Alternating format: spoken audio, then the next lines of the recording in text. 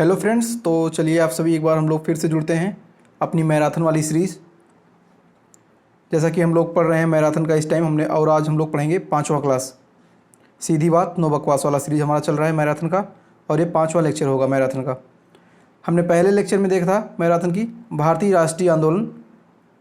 जो लोग नहीं देखे हैं, पहली बार वीडियो पे आए हैं, तो वो लोग सारी मैराथन को जाकर देख सकते हैं। दूसरा मैराथन था हमारा पंचायती राज और भारतीय संविधान।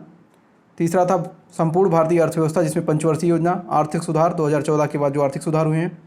चौथा लेक्चर था सामान्य हिंदी, जो 5 नंबर के क्वेश्चन पेट में आपके आते हैं। और आज का जो 5वां सेशन होगा ये अपठित हिंदी गद्यांश पे होगा, और इसमें आपका 10 मार्क्स का जो है पेट में यहाँ से क्वेश्चन बनते हैं। उसे चलने से पहले कुछ लोगों के कमेंट्स हैं, उन्होंने किए हैं, एक बार इसको देख लेते हैं। सूरज गौतम जी लिखते हैं कि सर कहीं ये कंटेंट हमें लेखपाल में मिल जाता तो आज हमारी ये दुर्दशा नहीं होती जो इस टाइम है। एससी कैटेगरी में 73.5 ही रह गए हैं, सही डायरेक्शन ना मिलने की वजह से ये हाल हुआ है।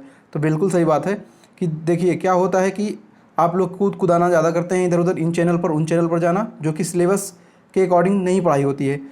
गौरव वर्मा जी आगे लिखते हैं मैराथन वाली क्लास पे सुपर मैराथन। ठीक है, हमने बहुत सारे कमेंट्स जो है ड्रॉप भी किए हैं, क्योंकि सारे कमेंट्स जो है इस वीडियो में लेना संभव नहीं था। तो हम कल जब हम लोग लाइव आएंगे फ्राइडे को, शुक्रवार सेशन हम करते हैं, शुक्रवार वार्ता करते हैं, तो उसमें जो है दीप सिंधु आगे लिखते हैं इकोनॉमिक्स की मैराथन पे, इन्होंने कमेंट लिखा है सर मैराथन कंटिन्यू रखना प्लीज़, एडवांस लेवल के क्वेश्चन है प्लीज़, बहुत यूज़फुल डाटा है सभी में। तो बिल्कुल जो है अगर आपने नहीं देखा है तो आप भी जो है जाकर सारे जो मैराथन की क्लास है इकोनॉमिक्स की, हिंदी की, पॉलिटी की, इंडियन नेशनल मूवमेंट की और ये अपठित गद्यांश की, सभी मैराथन को अच्छे से देखिए। मैं दावा कह सकता हूँ, दावा के साथ बोल सकता हूँ कि आपका जो आगामी पेट का एग्ज़ाम है यहीं से प्रश्न बनेंगे, क्योंकि जो मैंने पढ़ाया है वो ditto point two point syllabus के अकॉर्डिंग चैप्टर वाइज मैंने पढ़ाया है मैराथन में। और 1 घंटे में मैंने लगभग सारे मैराथन मेरे 1 घंटे के, एक मैराथन जो पॉलिटी का है वही 1 घंटे 20 मिनट का हुआ, बाकी सारे मैराथन 1 घंटे 2 मिनट, 1 घंटे 54 मिनट ऐसे है। तो आज भी हम लोग देखेंगे इस वीडियो में जो आपके 10 मार्क्स के आते हैं पेट में हिंदी गद्यांश के क्वेश्चन, जो यूपी SSC जिस टाइप के क्वेश्चन पूछता है उसके बारे में थोड़ा सा देखेंगे। और जो लेखपाल में जो 5 नंबर आया था पैसेज का वो भी मैंने लिया है, प्रीवियस ईयर पेट में जो आया है मैंने वो भी लिया है, और कुछ एग्जाम्पल के तौर पर पैसेज मैंने लिए हैं। आपके टोटल 2 पैसेज आते हैं 5-5 नंबर के यूपी SSC पेट के एग्ज़ाम में। तो ये वीडियो स्पेशली पेट और लेखपाल एग्जाम्स के लिए है। तो चलिए शुरू करते हैं, सीधी बात नो बकवास। अपठित गद्यांश, इसके बारे में एक बार थोड़ा सा देख लेते हैं कि क्या होता है। ये आपके सिलेबस में है, अपठित हिंदी गद्यांश का विवेचन एवं विश्लेषण। तो देखिए अपठित का अर्थ होता है जो पढ़ा नहीं हो, जो पढ़ा नहीं गया हो। प्रायः अपठित गद्यांश साहित्य, कला, विज्ञान, संस्कृति, सामाजिक विज्ञान, दर्शन शास्त्र, नीति शास्त्र व अन्य किसी भी मानविकी विषय का हो सकता है। गद्यांश प्रायः प्रख्यात लेखकों की रचनाओं से लिए गए होते हैं। इनमें से संबंधित प्रश्न पूछे जाते हैं। इससे छात्रों का अभिव्यक्ति की क्षमता भी परख होती है। ठीक है, ये जो आपका जो गद्यांश होता है ये अपठित होता है। पहले जो है पढ़ा नहीं होता है, वो कहीं से भी हो सकते हैं, चाहे वो कला के क्षेत्र में, चाहे वो संस्कृति के क्षेत्र में, चाहे विज्ञान के क्षेत्र में। जैसे अब्दुल कलाम की जीवन परिचय से कोई क्वेश्चन उठा लिया, महात्मा गांधी के साहित्य से कोई क्वेश्चन उठा लिया, ठीक है, उनके राष्ट्रीय आंदोलन से कोई पैसेज उठा लिया, वहाँ से आपके प्रश्न ऐसे ही बनते हैं। और लगभग आप लोग अगर थोड़ा सा प्रेजेंट ऑफ माइंड रखेंगे तो सारे क्वेश्चन आप लोग कर ले जाएंगे। और अपठित गद्यांश आधारित प्रश्नों को हल करने के लिए निम्नलिखित बातों को ध्यान रखना चाहिए। जैसे पहली बात है कि दिए गए गद्यांश को ध्यान से पढ़ना। ठीक है, अभी मैं आप बताऊंगा लेखपाल में मेरे जो 5 प्रश्न आए थे मैंने 5 सही किए थे, और मेरे लेखपाल में जो है 92 क्वेश्चन सही हैं। ओवरऑल मेरे जो है 90 मार्क्स मेरे बन रहे हैं कट पिट के। तो उसी आधार पे मैंने अपने जो आपको उसी आधार पे वीडियो दे रहा हूँ कि कम समय में अच्छे जो है अकॉर्डिंग टू सिलेबस कैसे पढ़ाई किया जाए, कैसे अच्छे नंबर लाया जाए। चूँकि हमें ज्ञाता नहीं बनना, हमें वैज्ञानिक नहीं बनना, हमें सिर्फ रोज़गार लेना है, नौकरी पाना है। तो उस उद्देश्य से हम लोग पढ़ाई कर रहे हैं।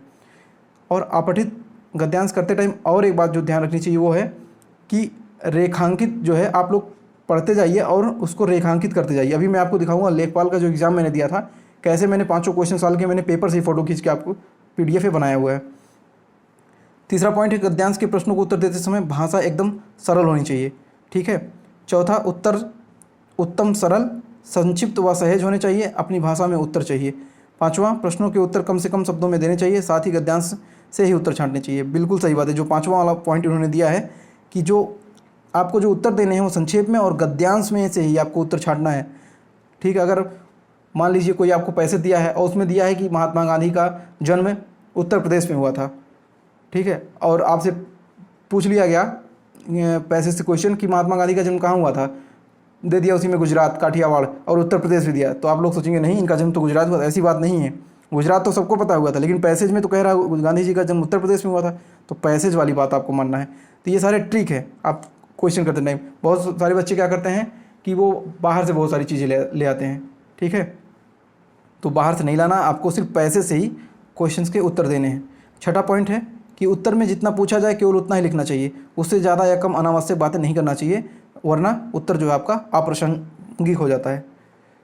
और सातवां है कि मूल भाव के आधार पर शीर्षक निकलना चाहिए। कि देखिए शीर्षक से बहुत लोग प्रश्न गलत कर देते हैं, कहते हैं सर शीर्षक समझ में नहीं आता है, तो आज इस वीडियो में सारा डाउट क्लियर हो जाएगा कि शीर्षक कैसे सही करना है। तो सब कुछ जो है ये मोटी मोटी बातें हैं, इसको ध्यान रखना है। अब हम लोग एक एग्जाम्पल के तौर पर एक गद्यांश को पढ़ते हैं और इसी गद्यांश को जो है पढ़ने के बाद हम जो है अपने उत्तर देंगे। तो आइए हम लोग गद्यांश को पहले पढ़ लेते हैं। और गद्यांश को जब हम पढ़ेंगे तो एक एक चीज़ों को ध्यान से पढ़ते जाएंगे। जैसे हम पढ़ रहे हैं, सच्चे वीर अपने प्रेम के जोर से लोगों को सदा के लिए बांध देते हैं। वीरता की अभिव्यक्ति कई प्रकार से होती है, कभी लड़ने मरने से, कभी खून बहाने से, तोप तलवार के सामने बलिदान करने से होती है, तो कभी जीवन के गूढ़ तत्व सत्य की तलाश में बौद्ध जैसे राजा विरक्त होकर वीर हो जाते हैं। वीरता एक प्रकार की अंतःप्रेरणा है, जब कभी उसका विकास हुआ तभी एक रौनक, एक रंग, एक बहार संसार में छा गई। वीरता हमेशा निराली और नई होती है। वीरता हमेशा निराली और नई होती है। वीरों को बनाने के कारखाने नहीं होते, वे तो देवदार की वृक्ष की भांति जीवन रूपी वन में स्वयं पैदा होते हैं और बिना किसी पानी दिए, बिना किसी के दूध पिलाए बढ़ते हैं। ठीक है, तो जो देवदार के वृक्ष होते हैं जंगलों में, वो उनमें ना कोई पानी डालता है, जब मानसून आता है तब वर्षा होती है तो वो पानी पा जाते हैं, उनमें कोई दूध नहीं पिलाता है। ये पैसेज कह रहा है। आगे पैसेज में कहा है कि जीवन के केंद्र में निवास करो और सत्य की चट्टान पर दृढ़ता से खड़े हो जाओ और बाहर की सतह को छोड़कर अंदर ही तहों में पहुंचो, तब नए रंग खिलेंगे। यही वीरता का संदेश है। अब ये तो आपका पैसेज हो गया, ठीक है। अब इसमें क्वेश्चन पहला आपका क्या कह रहा है उसके बारे में हम लोग देखते हैं। कह रहा है कि इस गद्यांश के लिए उपर्युक्त शीर्षक क्या होगा। तो आपको शीर्षक बताना है कि सबसे अच्छी जो है इसमें सबसे अच्छा चीज़ क्या हो सकता है। शीर्षक में आपके ऑप्शंस हैं वीरता संस्मरण, सच्ची वीरता, वीरों का उत्पन्न होना, देवदार और वीर। तो इसमें बात जो की गई है सबसे ज़्यादा किस चीज़ की गई है, आप लोग पैसेज को पढ़े होंगे तो इसमें सबसे ज़्यादा जो है सच्चे वीर की बात की गई है। मतलब एक सच्चे वीर का ज़िंदगी कैसे होता है, वो कौन कौन सी प्रक्रिया को करता है और किस उद्देश्य से करता है और उसका जो लक्ष्य होना चाहिए किस प्रकार। तो सारी जो पैसेज है इसका जो गूढ़ हमको रहस्य जो मिल रहा है पूरा वो मिल रहा है कि सच्ची वीरता का। इसमें ज़्यादातर जो है सारी चीज़ें जो बताई गई हैं कि सच्ची वीरता का। तो इसका शीर्षक जो ज़्यादा शब्द आपको जो इसका जो मूल भाव निकले वही आपका इसका उत्तर हो जाता है। तो इसका जो है बी वाला ऑप्शन सही हो जाएगा, सच्ची वीरता। मतलब इस गद्यांश के लिए उपयुक्त शीर्षक होगा सच्ची वीरता, ऑप्शन नंबर बी। ठीक है, चलते हैं नेक्स्ट क्वेश्चन पर। हमारा नेक्स्ट क्वेश्चन कहता है कि वीरता का संदेश क्या है। ठीक है, अभी हमने ऊपर क्या पढ़ा था, यह संकल्प कि किसी भी हालत में युद्ध जीतना है, बुद्ध जैसे राजा की भांति विरक्त होना, उद्देश्य के लिए सच्चाई पर चट्टान की तरह अटल होना। अब हम लोग ऊपर आते हैं और वीरता का संदेश देखते हैं।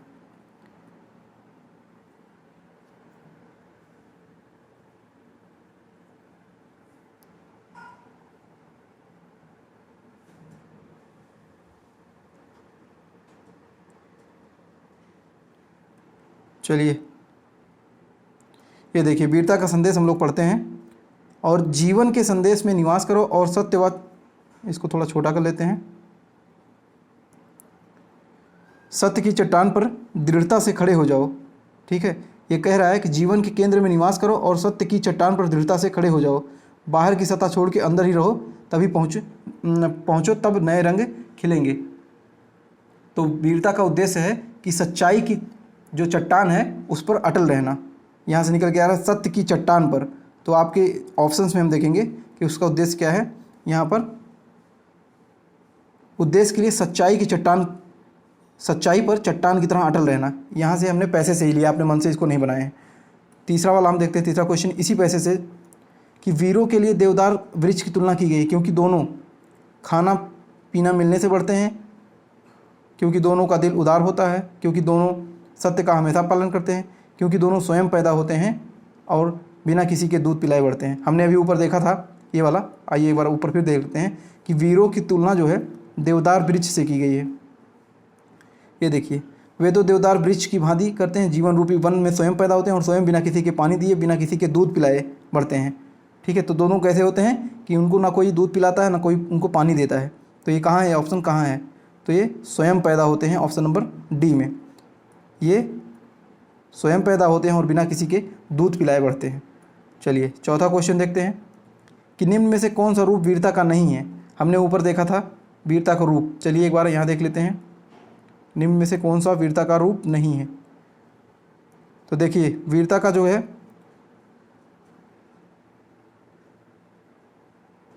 एक तो बलिदान होता है, बिल्कुल सही बात है। सत्य की तलाश में होता है, बिल्कुल सही होता है।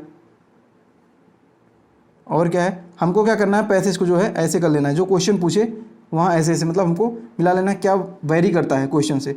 ठीक है, इसके बाद हमारा युद्ध हो गया, बलिदान हो गया, और जो है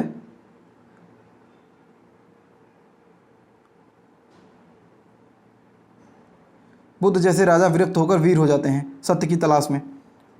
और इस प्रकार की कभी लड़ने मरने से, मतलब युद्ध से, लड़ने मरने का मतलब युद्ध से, बलिदान से, ठीक है, सत्य की तलाश में जो है बुद्ध जैसे वीर हो जाते हैं, मतलब त्याग से। तो इन चीज़ों से संबंध जो है वीर का संबंध है, लेकिन किससे नहीं है, तो इसका जो सही उत्तर हो जाएगा वो हो जाएगा क्रोध से। मतलब जो है वीरता का रूप क्या नहीं है, क्रोध। और वीरता का एक विशेष लक्षण क्या है, नयापन। वीरता एक, इसको ऊपर देखते हैं, ये क्वेश्चन आपके सारे जो है वहीं मिलेंगे पैसेज में। चलिए वीर, देखिए लिखा हुआ है वीरता हमेशा निराली और नई होती है। तो वीरता का जो लक्षण है वो होता है नई होना। अब इसको देखते हैं, पांचवा क्वेश्चन यहाँ है। तो वीरता का एक विशेष लक्षण है नयापन। तो ये सारे ऑप्शंस आपके कट जाते हैं। तो पहले आप लोग ऑप्शन जो है काटने की कोशिश कीजिए, फिर जो जो सही ऑप्शन है उसमें जो है वेरी कराइए।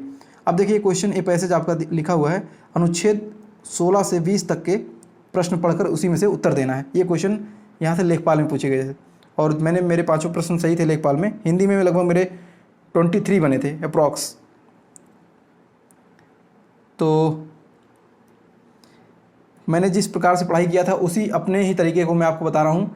मुझे जितना ज्ञान है, मुझे जितना एक्सपीरियंस है, मैंने बहुत सारे एग्जाम्स दिए हैं, और इस बार मेरे 92 मार्क्स कैसे आए थे, यही रणनीति मैंने अपनाई थी कि मैंने सिलेबस के अकॉर्डिंग ही पढ़ा था। और 2.5-3 महीने मैंने सिर्फ पढ़ाई किया था लेखपाल के लिए, पहले से कुछ नहीं पढ़ा था।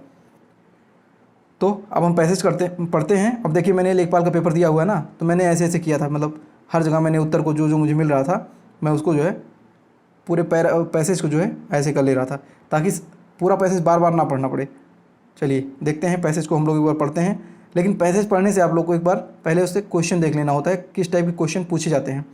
तो देखिए जैसे क्वेश्चन पूछा गया था लेखपाल में कि मनीषियों ने सफलता की कुंजी किसे कहा है। आपने पढ़ लिया, अभी जब आप पढ़ेंगे पैसेज तुरंत आपको पता चल जाएगा ये वाला क्वेश्चन।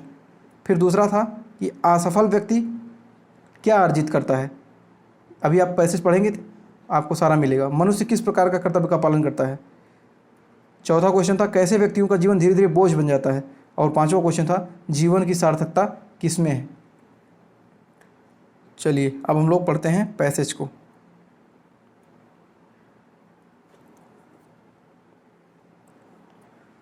अभी हम लोग इसके बाद जो क्वेश्चन पेट में आए हैं उसको भी देखेंगे।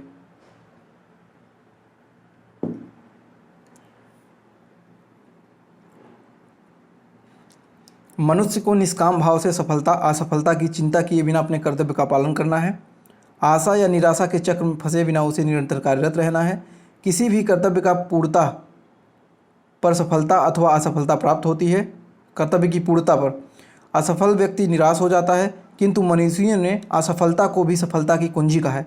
हमने जो पहला क्वेश्चन देखा था हमारा था कि मनीषियों ने सफलता की कुंजी किसे कहा है। तो देखिए मनीषियों ने असफलता को सफलता की कुंजी कहा है। ये आपको पहला प्रश्न मिल गया। मतलब असफलता को मनीषियों ने सफलता की कुंजी कहा है, तो एक प्रश्न आपके सीधे बन गए। चलिए अब बात करते हैं दूसरे प्रश्न की तरफ। फिर आ गया आपका असफल व्यक्ति अनुभव की संपत्ति अर्जित करता है। देखिए फिर मिल गया। अब क्वेश्चन पूछा गया था कि असफल व्यक्ति किसका अनुभव अर्जित करता है, क्या अर्जित करता है, तो अनुभव की संपत्ति अर्जित करता है। यहाँ मैंने तुरंत बॉक्स बना लिया। फिर आगे है कि जो उसके भावी जीवन का निर्माण करती है। जीवन में अनेक बार ऐसा होता है कि हम जिस उद्देश्य की प्राप्ति के लिए परिश्रम करते हैं वह पूरा नहीं होता है।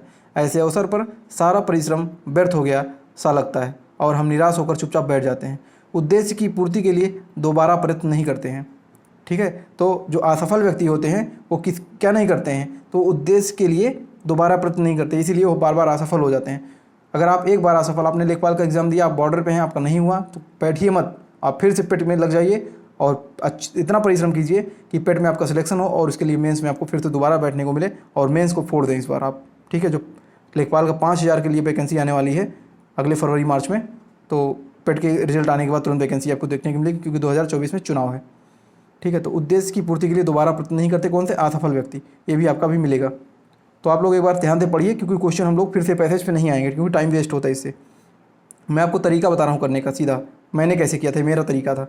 और यही सेम आपको जब मैंने अपठित गद्यांश का ऊपर पढ़ा था, इसके नियम बताए थे, तो उसमें भी लिखा था कि आप लोग उसको अंडरलाइन करते जाइए। तो ऐसे व्यक्ति का जीवन धीरे धीरे बोझ बन जाता है। निराशा का अंधकार न केवल उसकी कर्म शक्ति वरन उसके समस्त जीवन को ही ढक लेता है। निराशा की गहनता के कारण लोग कभी कभी आत्महत्या कर बैठते हैं। मनुष्य का जीवन धारण करके कर्म पथ से कभी विचलित नहीं होना चाहिए। विघ्न बाधाओं की सफलता असफलता की तथा हानि लाभ की चिंता किए बिना कर्तव्य के मार्ग पर चलते रहने में जो आनंद एवं उत्साह है। तो किस मार्ग पे चलने से कर्तव्य आनंद और उत्साह है, तो कर्तव्य के मार्ग पर चलने में आनंद एवं उत्साह है। अभी ये भी क्वेश्चन आपको मिलेगा आगे, इसलिए मैंने इसको अंडरलाइन में कर दिया। उसमें ही जीवन की सार्थकता, ऐसा जीवन ही सफल है। तो चलिए हम लोग जल्दी जल्दी क्वेश्चन कर लेते हैं, और मैंने आपको ऊपर अंडरलाइन करके सब बताया हुआ था। अब क्वेश्चन है, मनीषियों ने सफलता की कुंजी किसे कहा है, तो मनीषियों ने असफलता को सफलता की कुंजी कहा है। ऊपर हम ये देख चुके हैं। क्वेश्चन नंबर 17 था कि असफल व्यक्ति क्या अर्जित करता है, तो मैंने ऊपर आपको ऐसे करके दिखाया था कि अनुभव की संपत्ति, जो असफल व्यक्ति होते हैं वो लोग अनुभव की संपत्ति अर्जित करते हैं। अब जिस व्यक्ति का बताइए लेखपाल में इस बार नहीं होगा, उसके पास क्या होगा, उसके पास अनुभव होगा। किसका अनुभव, कि लेखपाल में मैंने क्या गलतियाँ की हैं, अगली बार लेखपाल में मैं क्या गलती नहीं करूँगा, तो उस चीज़ का अनुभव हो जाएगा। तो यही कहा गया है कि असफल व्यक्ति क्या अर्जित करते हैं, तो अनुभव अर्जित करते हैं, असफलता की अनुभव।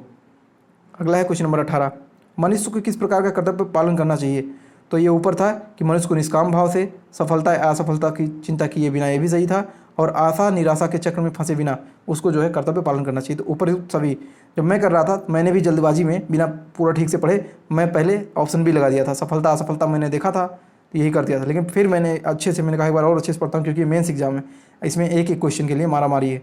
तो फिर मैंने किया तो मुझे सारा उसमें मिल गया था, फिर ऊपर उससे भी मैंने लगा दिया था। ठीक है, तो ये देख सकते हैं कि मैंने पहले जो है बी वाला लगाने की कोशिश किया था। तो चलिए क्वेश्चन नंबर 19 था पैसेज में, कैसे व्यक्तियों का जीवन धीरे धीरे बोझ बन जाता है। वही व्यक्ति होते हैं कि जो असफल होने पर दोबारा प्रयत्न नहीं करते हैं। ऊपर मैंने इसको भी आपको अंडरस्कोर कर दिया था। नेक्स्ट क्वेश्चन पैसेज का आखिरी क्वेश्चन है कि जीवन की सार्थकता किसमें है। अभी हमने ऊपर पढ़ा था कि जो व्यक्ति कर्तव्य मार्ग पर चलते हैं उनको आनंद आता है, और इसी में जीवन की सार्थकता है।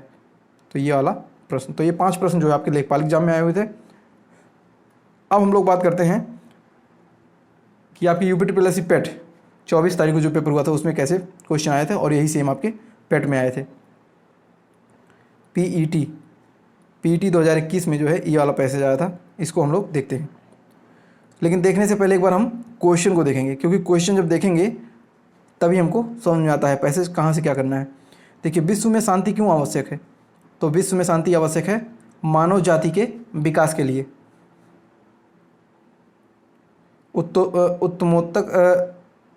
उत्तमोत्तम रचनात्मक कार्य के लिए, व्यापार और कृषि की उन्नति के लिए, कठोर से कठोर हृदय को भी कोमल बनाने के लिए। 4 ऑप्शन आपको मिल जाएंगे।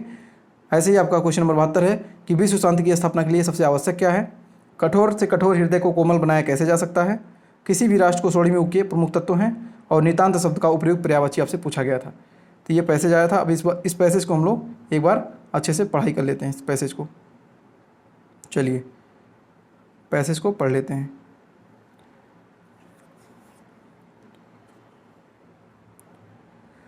आपका लिखा हुआ है कि धरातल से युद्ध की विभीषिकाओं को सदा सदा के लिए समाप्त करने के लिए गांधी जी ने विश्व को अहिंसा रूपी अस्त्र प्रदान किया। ठीक है, कैसा? अहिंसा रूपी। तो ध्यान रखिएगा बातों को जो हम लोग पढ़ रहे हैं। गांधी जी कहा करते थे कि प्रेम और अहिंसा के द्वारा, किसके द्वारा?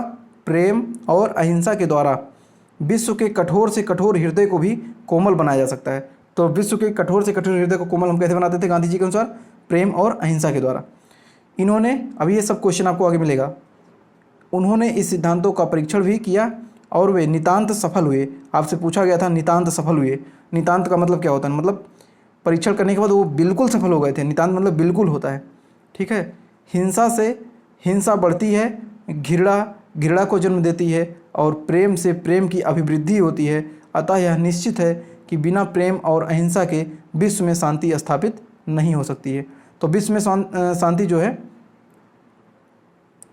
बिना प्रेम और अहिंसा के, मतलब विश्व में अगर आपको शांति लाना है तो प्रेम और अहिंसा से आपको रहना होगा, तभी जो है विश्व में शांति आ पाएगी। तो ये भी आपका पैसेज में अभी आगे मिलेगा। शांति के अभाव में मानव जाति का विकास संभव नहीं है। तो मानव जाति का विकास कैसे संभव नहीं है? कि शांति के अभाव में, अगर आपकी किसी ज़िंदगी मनुष्य हैं और आपकी ज़िंदगी में शांति नहीं है तो आपका जो डेवलप है वो हो नहीं पाएगा। प्रत्येक राष्ट्र का स्वर्णिम युग वही कहा जाता है जबकि वहाँ पूर्ण शांति और सुख रहा हो। ठीक है, तथा उत्तमोत्तम रचनात्मक कार्य किए जाते हैं। ठीक है, सुख और शांति के लिए उसकी कौन से काम किए जाते हैं? उत्तमोत्तम मतलब जो है उत्तमों में उत्तम हो जो व्यक्ति, और रचनात्मक कार्य किए जाते हैं। भौतिक दृष्टि से व्यापार और कृषि की उन्नति शांति काल में ही संभव होती है। अतः हम यदि विश्व का कल्याण चाहते हैं तो हमें युद्ध का बहिष्कार करना होगा। अहिंसा और प्रेम की भावना से विश्व में हम शांति स्थापित कर सकते हैं, तभी विश्व में सुखमय एवं शांतिमय राज्य की स्थापना होगी। तो अगर आप इसका शीर्षक पूछा जाएगा, इसमें तो शीर्षक नहीं पूछा गया था, तो इसमें आपका जो है सत्य और अहिंसा, इसमें आपका जो ज़्यादा आया शांति की बात की गई। बार बार जो है विश्व में शांति कैसे होना चाहिए, मानव विकास कैसे होना चाहिए। तो इसका जो सही शीर्षक होगा वो विश्व में शांति, जो भी ऑप्शन रहेगा उसी हिसाब से। शांति मतलब ज़्यादातर शांति ही ठीक बैठ रहा है। तो विश्व में शांति क्यों आवश्यक है? तो मानव जाति के विकास के लिए। हम ऊपर देखे हैं। चलिए नेक्स्ट क्वेश्चन देखते हैं, दूसरा वाला।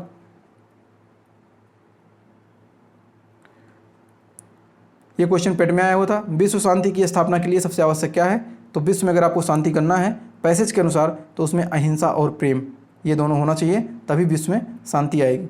नेक्स्ट क्वेश्चन था कि कठोर से कठोर हृदय को भी कोमल बनाया जा सकता है। कैसे? किसके द्वारा? तो अहिंसा के द्वारा। जो कठोर से कठोर हृदय वाले हैं उनको भी अहिंसा के द्वारा हम जो है कोमल बना सकते हैं। ये भी आपको पैसेज के अनुसार क्वेश्चन हो जाएगा। क्वेश्चन नंबर 74 आया था पिछली बार। किसी भी राष्ट्र के स्वर्णिम युग के प्रमुख तत्व कौन कौन से हैं? तो हमने देखा था कि शांति, सुख और रचनात्मक कार्य ये जो है होते हैं आपके स्वर्णिम। ऊपर जो हम पढ़े थे पैसेज तो हमने देखा था। देखिए नितांत मैंने ऊपर ही आपको बताया था। नितांत का मतलब क्या होता है? कि एकदम बिल्कुल ठीक। तो गांधी जी ने जो परीक्षण किया था वो नितांत सफल भी हुए थे, मतलब बिल्कुल सफल हुए थे। गांधी जी ने सत्य और अहिंसा जो अपनाया था राम राज्य लाने के लिए, उसमें वो सफल हुए थे। उसी प्रकार से आपका एक और पैसेज आया था सेकेंड मीटिंग में। इस पैसेज को मैं पढ़ दे रहा हूँ, आप लोग वीडियो को देखिए और इसका सारे प्रश्नों का उत्तर जो है आप लोग ट्राई करिएगा करने के लिए। चलिए पैसेज को पढ़ देता हूँ। स्वतंत्रता संग्राम मनुष्य में उत्तम और स्पृहणीय विशेषताएं पैदा करता है और भारतीय स्वतंत्र संग्राम भी इसका अपवाद नहीं है। महात्मा गांधी के नेतृत्व में यह युद्ध बिना किसी ईर्षा, द्वेष तथा खून खराबे के लड़ा गया था। गांधी जी इसे सत्याग्रह कहते हैं। इसके पीछे उनकी शिक्षा, धार्मिक आस्था तथा अन्य उपलब्धियों का इतना हाथ नहीं था जितना उनके सदाचरण और व्यवहार का।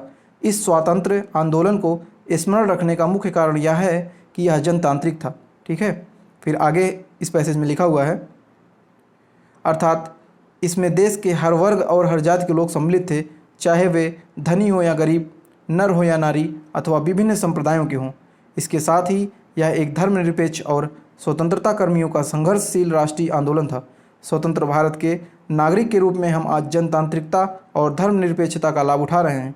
हम सोच नहीं सकते कि इतने बड़े देश में अपना शासन करने के लिए हम अपना प्रतिनिधित्व नहीं चुन सकते थे, या कोई गंदा कानून लागू कर दिया जाता था तो हम इसके विरुद्ध जो है आवाज़ नहीं उठा सकते थे, और हम अपनी राय स्वतंत्रतापूर्वक व्यक्त नहीं कर सकते थे। तो ये भारतीय राष्ट्रीय आंदोलन मैंने आपको पढ़ाया था महात्मा गांधी का, तो उन्हीं के संबंधी जो ज़िंदगी में उन्होंने सत्याग्रह किए थे, भारत को आज़ादी दिलाने के लिए उन्होंने सत्य अहिंसा का जो पालन किया था, उसी से संबंधित ये पैसेज है। और पेट जो है ये क्वेश्चन आपका सेकेंड मीटिंग में 24 अगस्त के दिन आया हुआ था।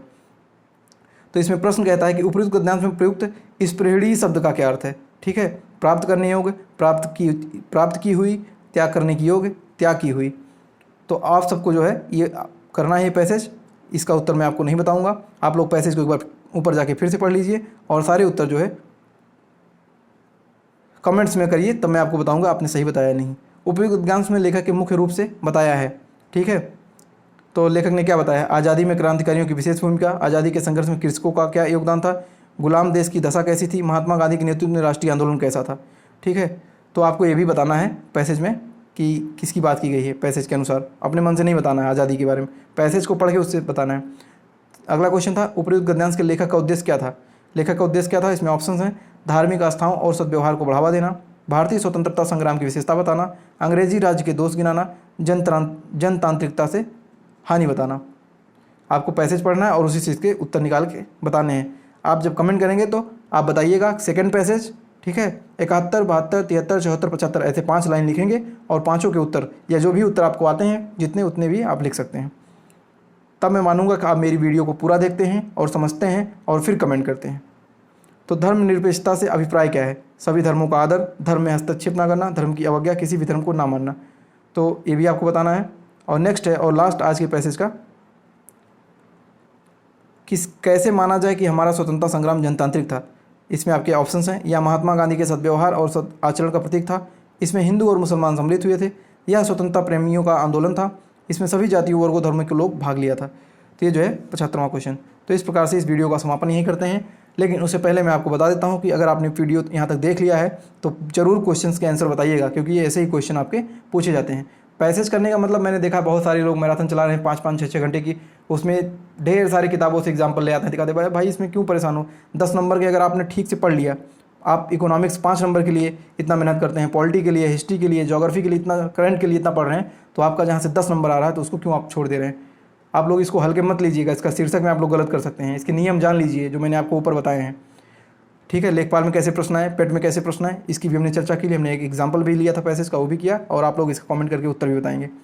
तो जो लोग यहाँ तक आए हैं, वीडियो को देखे हैं, अपना प्यार दिए हैं, चैनल को सब्सक्राइब कर लें, वीडियो को लाइक कर दें, अपने मित्रों को शेयर कर दें और बता दें कि द फायर स्ट्रीट चैनल ने एक नई मुहिम चालू की है, ये मैराथन क्लास करवाने की। सभी लोग इससे जो है जुड़ जाएं और सारे टू द पॉइंट जो है फैक्ट पढ़ाए जा रहे हैं सिलेबस के अकॉर्डिंग। अगर आप लोग इतना पढ़ लेते हैं तो मैं आशा करता हूँ परीक्षा में यहीं से क्वेश्चंस आपके आ जाएंगे। तो जिन लोगों ने हिस्ट्री ज्योग्राफी जो आपकी जो मैराथन हो गई है और जो बची है वो भी आपकी मैराथन आती रहेगी। और मैं उम्मीद करता हूँ कि कल या परसों तक हमारी जो है जनरल अवेयरनेस की जो आपके 10 मार्क्स के हैं, अब मैं उस पर काम करूँगा, उसको पढ़ूँगा, PDF बनाऊँगा और सारे नोट्स तैयार करवाऊँगा, राइटर्स उस पर लिखवाऊँगा, तब जो है मैं आपको PDF या फिर वीडियो प्रोवाइड करा पाऊँगा। तो ठीक है दोस्तों, आज के लिए इतना ही, मिलते हैं नेक्स्ट वीडियो में। और चैनल को सब्सक्राइब कीजिए, लाइक कर लीजिए और घंटी को दबा दीजिए।